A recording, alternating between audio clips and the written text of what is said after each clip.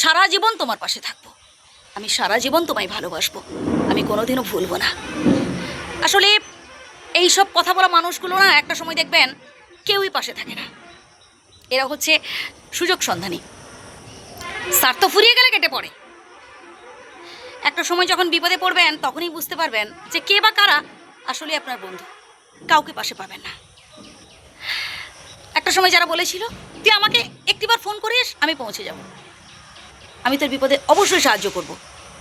আপনি বিপদে পড়ে ফোন করবেন, রিং হয়ে হয়ে এসেছে, আপনারই বিরক্ত লাগবে, ফোনই ধরবে না। স্বার্থ ফুরিয়ে গেছে, কেটে পড়েছে।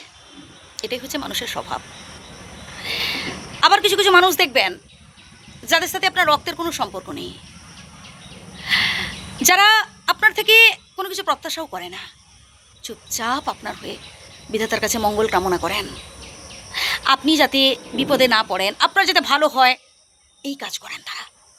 আসল বন্ধু তো তারাই ভাই, যে বন্ধু বিপদে পাশে থাকে না, যে বন্ধু অর্থনৈতিক স্ট্যাটাস দেখে বন্ধুত্ব করতে আসে, টাকা দেখে বন্ধুত্ব করতে আসে, সে বন্ধু না, থাকার থেকে না থাকা অনেক ভালো।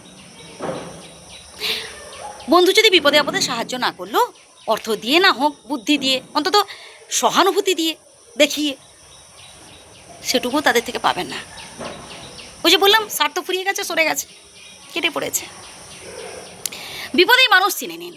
যে বন্ধুরা আসলে বিপদে পাশে থাকবে তাদের কোনোদিনও ভুল বুঝবেন না। আর মানুষের হচ্ছে দুটো রূপ, একটা আসল রূপ, একটা নকল রূপ।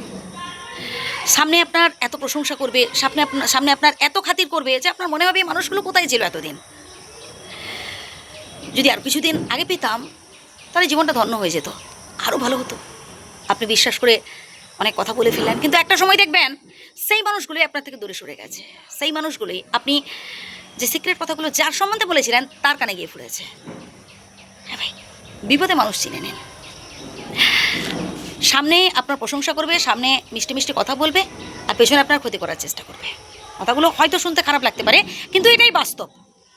আর আমি আমার চ্যানেলে বাস্তব কথাগুলো তুলে ধরার চেষ্টা করি। আমরা নতুন কোনো কাজ করতে গেলে বন্ধু বান্ধব, আত্মীয় স্বজনদের উপর আশা করে ফেলি। আশা করে ভাবি যে কই এরা তো কেউই আমার পাশে থাকলো না, এরা তো কেউই আমি সাহায্য করলো না, দিয়ে আমরা কাজটা ছেড়ে দিই। না ভাই, এমনটা করবেন না। আত্মীয় স্বজন, বন্ধু বান্ধব প্রথম দিকে সাহায্য করবে, কিন্তু ধীরে ধীরে দেখবেন যখন আপনি ডেভেলপ করছেন তারা সরে যাবে। আপনাকে লক্ষ্য স্থির রেখে সামনের দিকে এগিয়ে যেতে হবে। দেখুন, যত বেশি আপনি নিজের উপর ভরসা করতে পারবেন, যত বেশি আপনি নিজের উপর আশা করতে পারবেন, তত বেশি আপনি সামনের দিকে এগোতে পারবেন।